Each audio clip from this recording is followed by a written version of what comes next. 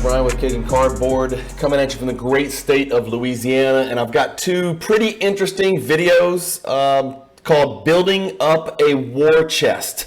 And just to cut to the chase, I have a monster Michael Jordan Grail on my radar. I've decided to drastically consolidate and liquidate some of my collection in order to further pursue this particular Grail card. I'm not going to mention what the card is. Some of you guys who know me probably already know what it is, and you can probably figure it out by how I prioritize my 1990s Michael Jordan cards, and you can figure out which ones I'm missing if you watch the channel. But that's not really what these videos are about. These videos are about how does one go about liquidating? How does one go about selling inventory or trading inventory or consolidating inventory in one way or another in order to pool funds, build a war chest is what I call it, because it sounds intimidating and like exciting.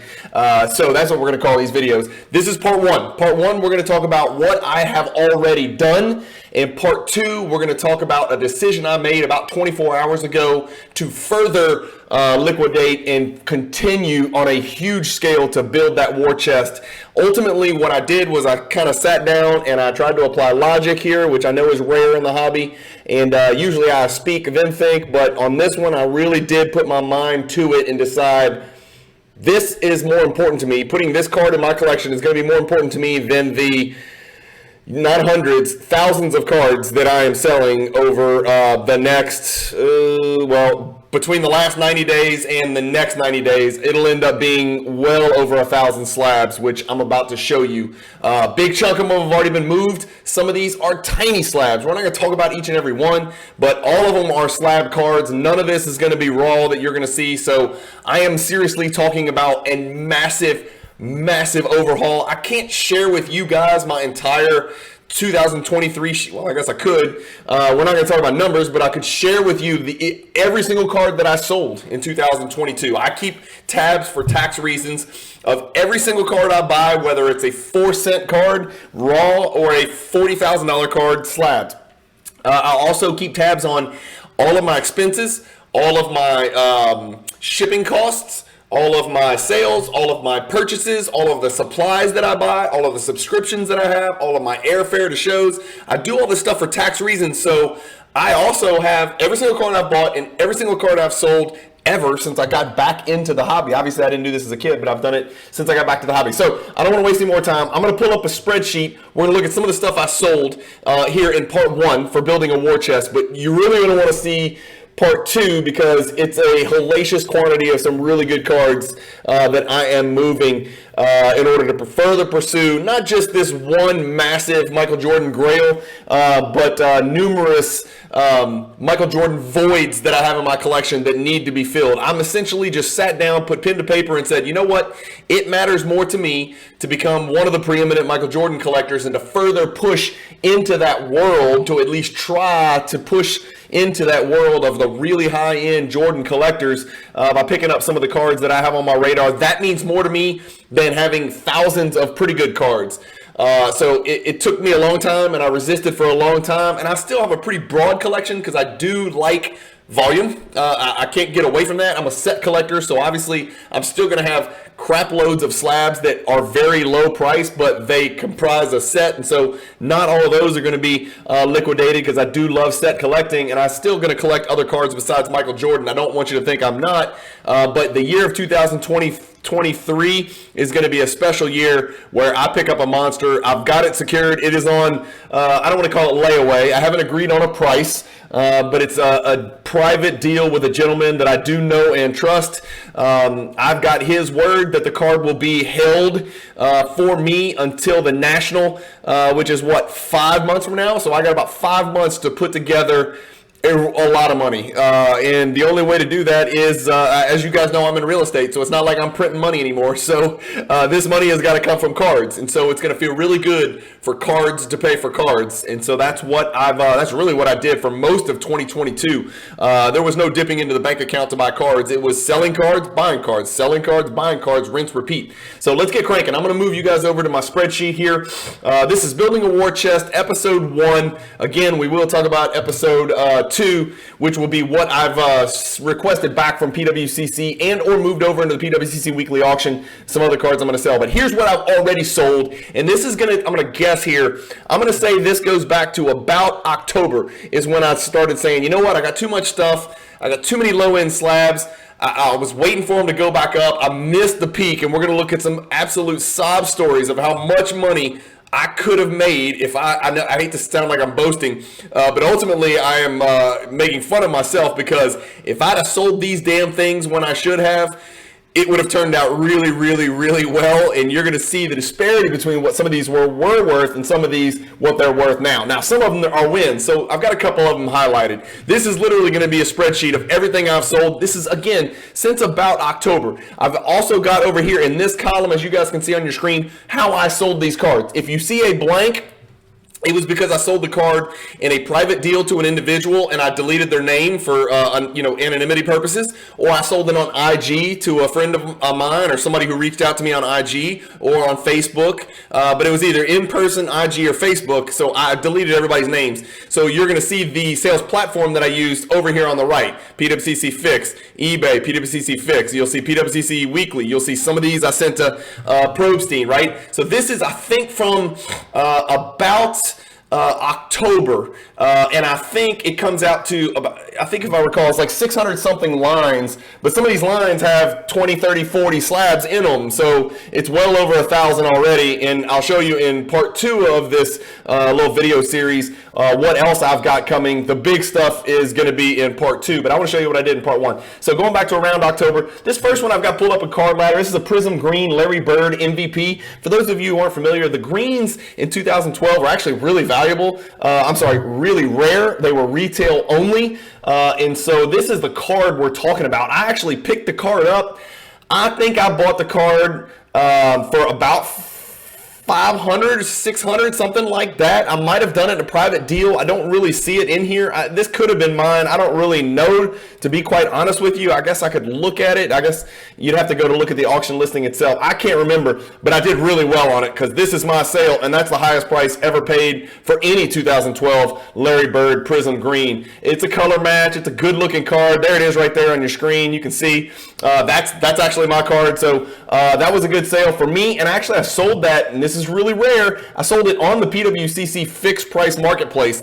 That is very, very rare, as any of you who use that know. But that's one sold for $11.50. So that was actually a really, really good win and a huge flip. Really fun. Next thing I got highlighted, I've got these 2012 Prism Commons PSA 10. Those are base PSA 10s for the 2012 Prism basketball set. You guys know I was collecting that set. I still am collecting the set. I think I'm at 288 out of 300.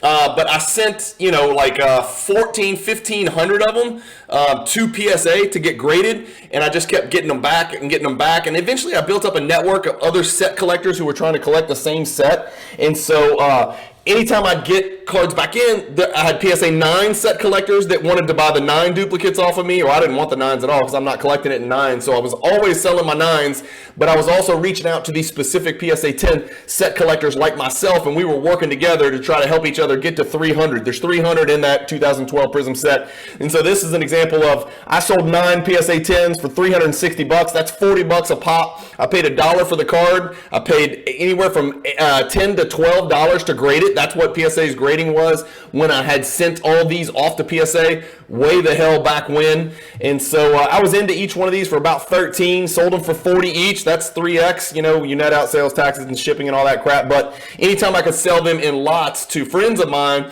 off of eBay, and you'll see over here, it's not on eBay, so I'm not paying any eBay. I'm just shipping these, right? So I'm paying for shipping, and then I'll pay, income taxes or whatever. But that's a pretty good deal. You'll see below it, I sold a Selby and a Malcolm Lee, $45 each. I sold 3 miscellaneous commons, $120. That's $40 a pop. So I'm making really good money and recouping my PSA grading costs on that set chase. Now, that being said, I am getting destroyed on that set because I bought like Kawhi Leonard at some stupid number, like $5,000 or something. It's probably, I haven't even looked, it's probably $250 card right now. I don't know.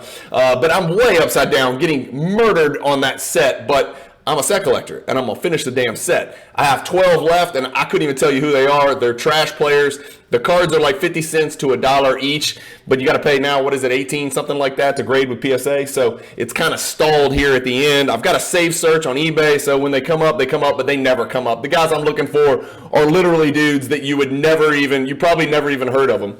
Fast Break Pink Anthony Simons PSA 9 sold for $400. I thought that was a good sale. I probably bought that for $15 maybe back in 2018. Here you go. Here's a great example. 85 2012 Prism Commons and PSA 9 for $1,275. For me, that's amazing. That pays for me to grade 100 of these stupid cards with PSA. So I'm getting all of my grading fees back and still making profit. 24 PSA 10s for $840. Here we are at about, what is that, 37, 35, 40 bucks a piece. So that's good. Here is a group of cards that I actually pulled out of a 2021 Stadium Club Chrome UEFA soccer box. Case. I bought a case and pulled all these, decided not to grade all these, and I just listed them on eBay, and that's what they sold for. Really little money there. Jalen Brown base. Okay, so that brings us to Jalen Brown base, and this is the first super sad story that you're going to get from me today. It won't be the last. Jalen Brown base. It looks like I sold these for, and there's 4 of them here. I'm going to let the cat out of the bag. I think I probably had 80 of these. Jalen Brown base PSA 10s. I probably bought 250 of them back in 2016 when they first came out. I was paying $3 each, $2 to $4 each for each one. This is before the market exploded, right? So I'm literally paying $2 to $4 for these Jalen Brown base. Paid $8 to grade them, I think is what the grading fee was with PSA way back then in 2017 or whatever. I waited to make sure he was the real deal, and then I was like, you know what, he's the real deal. I'm going to grade these bad boys. I graded them, and I sat on them like a very miserly, greedy, old, crotchety, old curmudgeon, and I am getting my ass handed to me for doing so. As you can see, I sold these on the PWCC fixed price marketplace for $63 each. This card, are you sitting down for this, was consistently selling for over $500. $500, $600, $620, $612. It sold for as high as $625 consistently back in 2021. Today, the card sells for $95. I sold mine for $60-something. Now, let's look at the last 6 months and see what it's doing. Pretty steady, up a little bit, but it's really misleading because this one is $95 and the one right before this sold for $50. My guess is this card's worth about $75 or $80. That's just my guess on average. The last one sold for $95. Card Ladder says $93, whatever. I think it's probably $75. There's 957 of them. Again, wouldn't it have been nice? I mean, you guys can do the math. I probably had 80 of these. 80 at $500 is $40,000. So instead of $40,000, I'm making about $5,000. So that is sob story number 1. But I said, you know what? I don't think they're going to go back. I don't think these are going back up to 150. I'm moving these damn things for $40, $50, $60. I don't care. I'm getting them out. I'm reinvesting every dollar that I get out of these cards that I took a bloodbath on right into Michael Jordan cards that are on the dip. And so I'm moving money from Jalen Brown to Michael Jordan, dip, exchange, and then if Jalen Brown cards go back up, if these base Prism 2016 Jalen Brown PSA 10s go back up to 150, then I am very confident that the Michael Jordan card that I choose to purchase with the funds from the sale of those Jalen Browns will also rise commensurate with the Jalen Brown Prism. This was the horrible experiment. You guys who watch my channel may have seen the video series I did where I did my first grading submission with Tag. The tag was great. Everything about Tag was great. The slabs looked great. The cards looked great. The grading was fair. I love the reports. I love the detail. I love the AI. But I don't love the secondary market, what they are doing to Tag cards. And as you can see, I lost a great deal of money just grading the damn things. And so Tag's there. It's on the sideline. I'm keeping an eye on it. I told you that when I did the video series. I have nothing but positive things to say about my experience with Tag, the website, the interface, the slabbing, the grading process, the customer service, the shipping, the process. Everything about it is awesome, except the cards aren't more valuable in Tag slabs than they were raw, and that's a problem. And maybe that will resolve itself over time as Tag, the brand, becomes more accepted in the hobby and more prevalent. We'll see. Anthony Simons Hyper. This is an interesting one because way back in 2018, I bought Simons upon Simons, thousands. thousands of Anthony Simons Prism rookie cards of various types: green, red, blue, orange, silver, gold, everything you can imagine. Mojo. Base like crazy, hundreds and hundreds and hundreds of base because they were $1 each. That was pre-explosion, so you could still do that. And Simons was just some kid out of Montverde, and nobody knew the hell he was. And so I was pouring money into Simons. You guys know me, and you know my channel. If you watch it, you knew I did that. And so I didn't grade all those hypers because I saw that refractor line on it. And so back in 2018, I decided to grade everything else, but I held on to the hypers. And I think I had 25 hypers, and I sent them all for grading maybe eight months ago or something like that. I got them back. The pop for hypers, I think, was like PSA 10 was like pop 11 or something. And I got, I think, 10 back myself or something like that. And so I was like, well, I'll keep a couple of these. The rest of them, it's just time. I mean, all these ultra modern parallels are going down in PSA 10, especially for Simon. So I was like, sell the damn things. And so I sold one hyper for 101, one for 77, and this was where I first decided to use Probstein. Right, my good friend Cage Lawyer from the Luka Nation Network said, you know what, you've got too much stuff to do on your own, and I was like, you're damn right, I do. Use Probstein. Try Probstein. See if it works for you. It works for him. You know, he's like, I highly recommend it. He put me right in touch with Rick. I was like, all right, Rick, here's 300 slabs. And if you're about to see as I start scrolling, I was like, let's try it. Let's see what happens. So I did 1, 2. Now I'm on my third huge Probstein submission, and there will be a fourth with much bigger cards. But this was the very first submission, and they're sorted in order because Probstein sends you back a sales report sheet when they sell your cards, and it lists them in order of highest to lowest, and it gives you an itemization, when they sold, where they sold. You can click the link and you can see the sale, and they break it down. They show you how much the total sales price was. They net out their fee. They show you how much you're getting, and then 48 hours later, you get a wire into your bank account with all of your net sales proceeds. I did not lift a finger. I did not list a card. I did not ship a card. I did not F with returns. It's just ship it and forget it. And this is what I got back. And it was so beautiful because you could export that and cut and paste it right over here into this spreadsheet that you're looking at. And this is a Google sheet, which I ripped straight from my Microsoft Excel, which is how I keep track of all my crap. So 101 and 77 for those Simons Hypers. Here's the Simons Hypers. The last one sold 69. That's not it. There's one for $250 back in October. I personally don't think that's a real sale. 58 back in March back then. So 2018 Prism Hyper, that's about what they were going for. And you can see right here back in 2022 of October, it was pop 7. I told you there's not very many of them out there. I think there was 11 when I submitted my 25, and I think I got maybe 10 back or something like that. I actually did really well, despite the fact that there's that horizontal refractor line like on all these hypers from 2018. So I actually did really well on those two, and I sold a bunch more coming down here. But like, just looking at some of this stuff, you know, nothing huge, right? These are little cards like a Scoring Kings Alonzo Mourning PSA 8, right? You guys know about that if you're a 90s collector. A Darius Garland Select base card, PSA 10, $57. A Pink Ice Anthony Simons, $57. I mean, these are cards. Here's a Dominique Wilkins Scoring Kings, $41. Charles Barkley Ultra, just a base Ultra card, PSA 8, $41. Another Dominique Wilkins Scoring Kings, $37. I even got some Jordans in here. There's a Joe Dumars Scoring Kings in here. There's a Topps Chrome Apparitions, Tim Duncan, $25. I got robbed on that. That should have sold for a lot more than $25.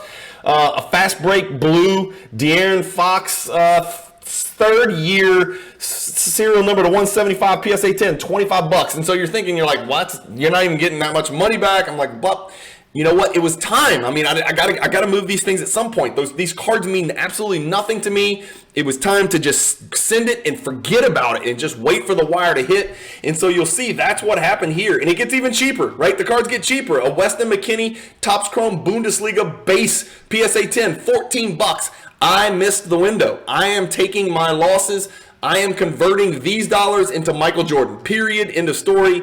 I'm opening myself up for criticism. I'm opening up myself for, well, you could have gotten a lot more money if you'd have just A, B, and C. Yes, I know that, but I don't have enough time in the day to sell 2,000 cards, as you're about to see. And so Probstein submission 1 there. Right after that, Probstein submission 2. We got a couple of them pulled up. I sold my Ultra Scoring Kings, and these are rising, by the way, so this is going to be a little, hey, let's look at the card video, but look at this. The first 2 on my list on that second submission that I sent to Probstein was the Fleer Ultra Scoring Kings. David, actually, this is the same submission. It's just these ended on a different day, so you get a separate sales report for all the ones that end on a particular day. And so I think mine sold day 1, day 2, day 3, day 4. He spread them out so they wouldn't all be ending at the exact same time because a lot of these are duplicates, so he did that at my request.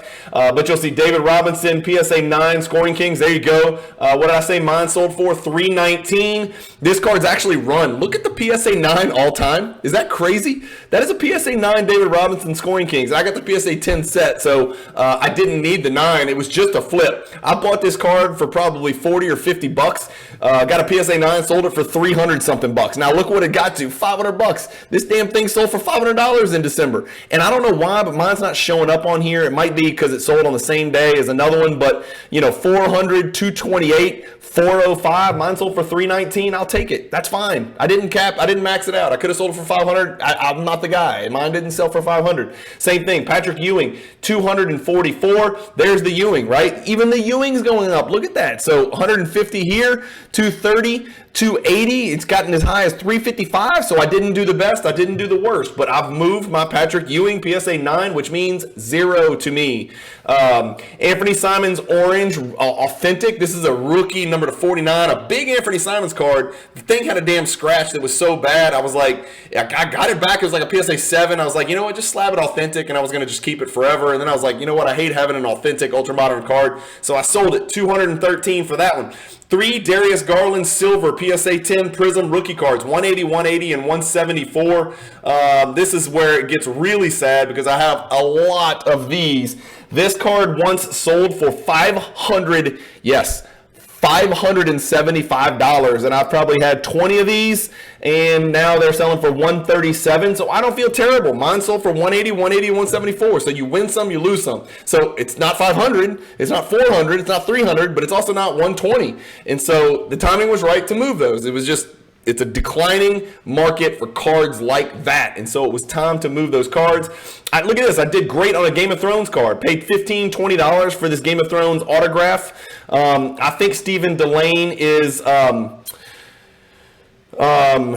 Baratheon's brother. Robert Baratheon's brother, I think. I'm going blank, and I've watched it twice through, and for some reason I can't think of it. The guy that killed his daughter, basically sacrificed his daughter to the Lord of Light.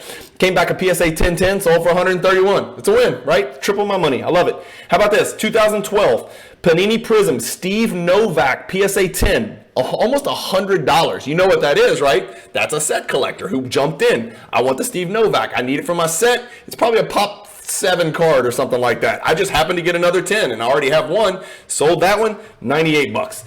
Panini Prism Pink Ice Anthony Simons, $60. Do I have that pulled up somewhere in here? Yeah, here we go. So here's what, $60, right? 60, 66, 66, 56, 71. So close enough, right? I'm not going to be able to squeeze every penny out of it, but look at this. This is where it gets really sad.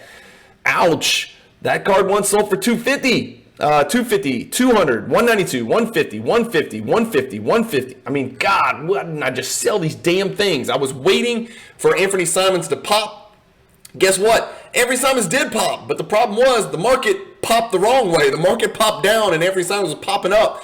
So I had hundreds of Anthony Simons rookie cards, and I was caught, and I was indecisive. I did not know what to do. On the one hand, I feel Anthony Simons is an all-star one day. I literally believe he is a franchise guard all-star player. I might be wrong. That's fine. But that's what I believe. So on that side, I'm like, I don't want to give up. He's my guy. He's my prospect. I'm steadfast. He's going to be the guy. But at the same time, everybody's market's coming down. Jordan cards are coming down. LeBron cards are coming down.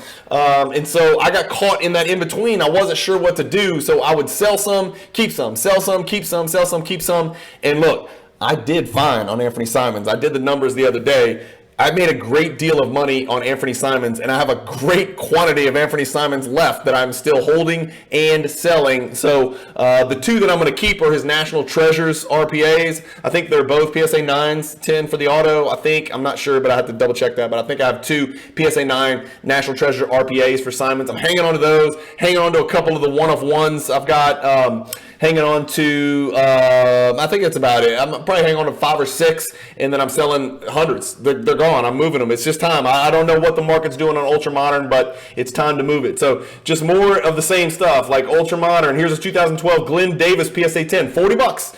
I'm winning on all those. I'm not exaggerating. I paid 50 cents for those cards. I bought it for Burbank. One day I bought, I think, 700 2012 Prism Commons from Burbank because I couldn't buy the cards because they didn't exist. So I had to buy them raw, get them here, clean them, inspect them, wipe them all down, put them together. Which ones are the best one? And, so I'd buy 20 and I'd pay $18, $15 to $20 for 20 commons, get them here, inspect them, clean them, send 6 of them to PSA. Pay $72 to grade them, probably $12 each. Sometimes they were $10 because I did it a while back. So I'm in for $60, $70. Get them back. If I can sell one PSA 10 for $40, I got most of my money back from the grading fee. So it ended up working out really damn well on the commons, believe it or not. It was almost like putting the set together for free, if not being paid to put the set together. The place where I took an ass kicking is that I bought all the studs: Anthony Davis, Chris Middleton, Jimmy Butler, Kyrie Irving, LeBron, Steph, Durant, Kawhi. I bought all those guys right at the bubble when prices were, I mean, like the NBA bubble, like down in Orlando at Disney World, not like the 2022 bubble, that bubble, which is where those cards were at their peak. But look, I mean, just here, Chris Kaman, $36, PSA 10. And then a bunch of Game of Thrones stuff. Here's a Harry Lloyd. That's the shitty brother, Khaleesi's brother, $35 for a PSA 10, 9 for the auto, right? I just missed on that one. Fleer Focus Pocus, Shaq, PSA 9, $31. Give me my money back. I'm getting my money back. I took a swing for a PSA 10 on a Shaq Focus Pocus, who I collect, right, in my collection, and I missed. I got a 9. So give me my money back and a few bucks on the side, to be quite honest with you. Some more Game of Thrones, Brienne of Tarth, Gwendolyn Christie. PSA 8, 7 for the auto, $30. Give me my grading money back. That's it. That's fine. It's a break even. I swung and I missed. But just lots of cards in here. Nothing crazy, sexy. Look, some of these sold. Look, you're going to laugh, right? These are slab cards selling for $5, $6, $7. 1981 Topps Julius Erving PSA 5, $6. That's fine. Take it. What else am I going to do with it? Keep it? What is it going to be worth? 12 one day? I don't care. That doesn't help me. The one thing I'll say that did not go well with Probstein were my Game of Thrones autograph cards. And I'll show you what I mean. So look at these. This was a mistake. I made a terrible mistake. Now look, these are not high-end autos, but PSA 9, 8 for the auto, PSA 8, 10 for the auto, PSA 9, 9 for the auto, PSA 7, 10 for the auto. Number one, I should never have graded the autograph. They all graded terrible. Number two, I should not have sent these to Probstein. I got destroyed, absolutely effing crushed on these cards, selling for $5,432. Some of these sold for $1. That does not make sense. I feel like almost like something went wrong because when we scroll down here, by the way, here's an Mbappe that's his first Prism autograph card. I pulled that out of a case of soccer that I opened and sold it for $2,000 on eBay, and it basically almost paid for my case. So that was a pretty cool story there, and I got to keep a bunch of soccer stuff in my collection. But here we're still going, right? We got some more Anthony Simons, I sold a Topps Chrome Dwayne Wade Chrome BGS 9, $112. But I want to show you something where I got destroyed on, even I sold some Jordans in here, right? I'm collecting 8s and 10s, or 8s in BGS 9.5s. I had a bunch of 7s. I had an 8.5. I had a bunch of 7s. I had a duplicate 10. Sell them. It's time to move those cards. I don't need duplicates. I'm trying to collect a unique Michael Jordan collection. Had a couple of duplicates. I had a couple of 7s where I already have 8s and 10s. I don't need them. Time to move them. Gave them to Probstein. But if we scroll all the way down here, going back to those Game of Thrones autos where I got destroyed on Probstein, I learned my lesson. By the way, more Jalen Brown 98, Jalen Brown 97, De'Aaron Fox Silver Prism rookie cards, BGS 9.5. Look at this. I thought I pulled those up. Maybe I didn't. There it is. That's the card, right? I had maybe 25 or 30 of these. There's the all-time. It got as high as $600. I got to sell mine for like $65. So not good at all. Here's what it's done over the last 2 years. Down 81% almost. It's actually way worse than that because, like I said, it was all the way up to 600, but this card got destroyed, and I just got caught holding the bag because I was greedy, man. I should have moved the cards. I didn't use my brain. Like I said, I'm a very transparent person. If I make lots of money, I like to talk about it. I don't really rarely do I talk about the specifics of like big money transactions. But if I get destroyed, I'll tell you I get destroyed. It happens. I mean, as long as I'm a net positive, I still feel good about it. And I'm learning, right? I'm learning from the hobby. I'm learning to take profits and losses, as you're about to see for the rest of this video and the next one. I'm okay taking profits and losses. Let's put it that way. And not that I have a choice, but I'm finally becoming comfortable with give me the money in hand. If it's a win, it's a win. If it's a loss, it's a loss. But let's get some finality to it, and let's really hyper focus going forward on buying cards with meaning. Like so investment cards, you won or you lost, and usually it's dictated. And waiting it out is not necessarily the way to go. And you guys have seen, I'm not going to exaggerate. I left probably $300,000, $400,000 on the board. Well, you know, with 86 Fleer, I left over $1 million on the board. I mean, way over $1 million on the board, which you'll see in video number 2. I mean, there was millions of dollars to be had if I'd have just said yes, sell. And I didn't because I wanted to hold those long term. And so it is what it is, man, for better or worse. But this is an example of losing money on cards on a small scale. Here's a bunch more. Jalen Brown, rookie, Prism, PSA 10s, 80, 72, 40, 46. These are cards that in days between each other. One sells for 80, one sells for 46. So maybe the centering wasn't great on one. But I wanted to show you, here's more. This is all Jalen Brown, more Jalen Brown right here. I'm telling you, I'm not exaggerating. I had probably 85, 90, 100 Jalen Browns. It was time to sell them. And that card, believe it or not, I thought I'd pulled it up. Maybe I didn't pull that card up. But that Jalen Brown card was like $400, $500. I sold them all for $50, $60, $70, $80, $90. That's what I get out of it. And it's my fault. Lesson learned. It'll never happen again. It'll never happen again because I don't have any more Jalen Brown cards. I've sold all of them. I sold all my Darren Foxes. I sold all my Jalen Browns. Still not sure what I'm going to do on Kevin Porter. I might make the same exact mistake that I made on Anthony Simons, which is I'm not selling the stupid Kevin Porter cards. You know, I sold all these PSA 9 silvers for $15 you can see on your screen. But I ain't going to sell his oranges for $80. I'm not doing crap like that. I am going to sit on those. I don't give a damn. I am going to wait because I think he's a really special player. I'm probably making the exact same mistake I made with the Anthony Simons. The difference is Anthony Simons' orange was like $1,500. Kevin Porter's orange was never got there, right? Because it was a totally different year, different scenario. So Ben Simmons, let's get out of these Ben Simmons select base PSA 9s for $10 each. Are you kidding me? Hell to the yes. That's 1, 2, 3, 30, 60, 80. That's $80. That can almost give me a Jordan PSA 10 base that I don't have. Give me the Jordan. I don't want these stupid ass 9 select Ben Simmons bases. But here's what I was telling you. This is what I should have done instead of sending the Game of Thrones autos to Probstein. Look what they're selling for on my personal eBay. So I saw what happened on Probstein. This is the education aspect to it. On Probstein, a bunch of that shit sold for $5, $6, $7, $8, $10, $12. Like I got murdered. Like I left hundreds and hundreds of, probably over $1,000 on the table. For whatever reason, they went completely unnoticed when Probstein listed them. I don't know if they made a mistake or what, but these, I just said, you know what? I'm going to put them on my eBay account. I'm going to list them as buy it now, best offer. And I got about 60 or 70 over here that I got graded that are duplicates. I don't need them, so they're all for sale. I listed all of them on my account on eBay with a buy it now, which was aggressive, and then a minimum offer, best offer, and right away they started selling 125, 150, 30, 125, 85, 80, 90, 50. These are the same cards that were selling for $3, $4, $5, and $6, right? But when I listed them on my account, this is what happened. So, you know, again, I don't know.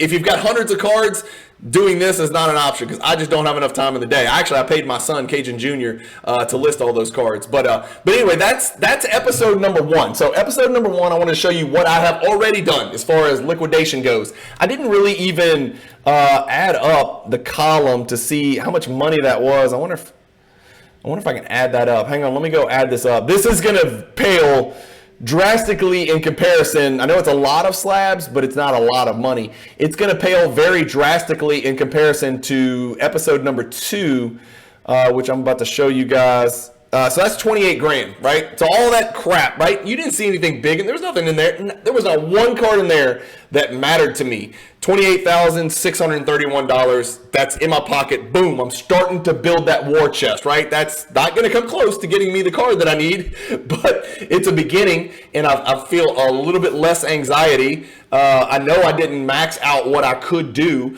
but it's time, and really there's no other way other Probstein, DC Sports, or one of these other consigners. There's a bunch of other consigners, right? I chose Probstein, and I've enjoyed the interaction with them. Again, I know I'm not getting top dollar. I'm not squeezing all the juice out of the fruit. I get that, but you got to start somewhere. You got to move these cards at some point. So there's 28 grand, right? And again, I'm not going to talk about the big numbers, but you'll see in episode number 2, which you're about to watch, Building a War Chest, what I have.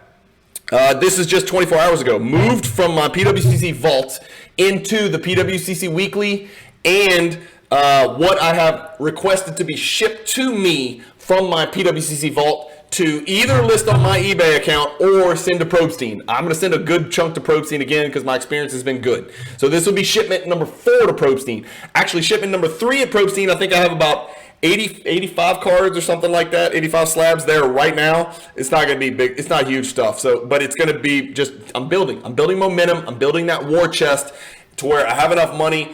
And you'll see in episode number 2 some of the bigger cards that I'm also moving. It's just time to take my losses, some profits, some losses, put them all in a pot, put it on the side, and get ready to buy an absolute monster, which I will happily share with you guys who enjoy watching my channel. Anyway, so I took 36 minutes talking just about me.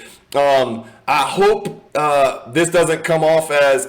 the reason I do this is because I believe that all of us are...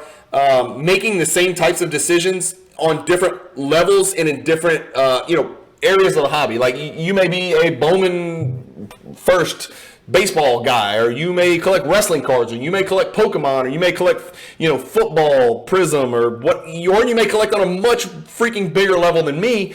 But all of us are having to make decisions like this. What matters the most? Do I take profits? Do I take losses? Where do I take the profits and losses? Like which cards? What platforms do I sell the damn things on? And so that's, we're all doing this. So hopefully this is a true education for me. The reason I do this is I want to go back, figure out where I made good decisions, where I made bad decisions, what I can do better next time, how I can get better at making money in the hobby from the investor side, and then also reanalyze what is important to me as a collector in the hobby. And that's where I'm trying to funnel the money, right? And you can't just say, click, out with De'Aaron Fox, in with Jordan. It doesn't work that way. You got to actually sell the damn things, right? And so that's what I'm doing. De'Aaron Fox, base 2012 Prism PSA 10s, Larry Bird, Hoops Superstars, select base Jalen Brown PSA 9s, Ben Simmons, Hoops PSA 10s. I mean, go down the list. Anthony Simons, fill in the blank, every kind of parallel. It's time to get out of that stuff and get into the stuff that matters, which you guys know for me is Jordan and LeBron. And spoiler alert, episode 2, a lot of the cards that I'm selling are LeBron. So you'll see on episode 2. Episode 2 is the real bangers, right? Those are the real big cards that I've decided to move on from, and that's where I'm going to get the bulk of the money in my war chest that I need to go buy the Jordan card that I want. So thank you guys for watching. As always, I'm interested to get your comments below. Again, I'm not super sensitive. I opened myself up for great criticism by what I sold, what they sold for, how I sold them. Could I have timed it better? Yeah, a lot better. And I don't mind acknowledging that because I'm learning and getting a little bit better at what I'm doing. And hopefully this will help some of you guys avoid some of the mistakes that I made, right? We always talk about like these guys that have been in the hobby. Like I've been in the hobby 7-8 years, right? And there are times where I can give people really good advice. Hey, do what I did. It's real, you do what I do, replicate it, rinse and repeat, and you can make a lot of money. Well, I lose money too. I make terrible decisions. I make horrible decisions sometimes in here. And obviously, as you can see from some of these were wins. Some of these were huge wins, actually. We didn't go through all the huge wins. I talked more about the losses, but some of them are huge wins. Some of them are horrible losses, absolutely terrible, where I just missed the peak and I made a mistake. And so hopefully you guys can learn from some of the mistakes that I made. And I think episode 2 will be even more revealing on a much grander scale of some of the stuff that I'm looking to do. Anyway, comment below. I want to know your thoughts. Let me know what stuck out to you on this, what you would have done differently other than sell in first quarter of 2021. That's not an option. You can't say that, right? Because we all would have. Anyway, thanks for watching. Sorry I rambled for 40 minutes about just the stuff that I sold over the last 90 to 120 days. But keep collecting, stay positive in the hobby, and peace.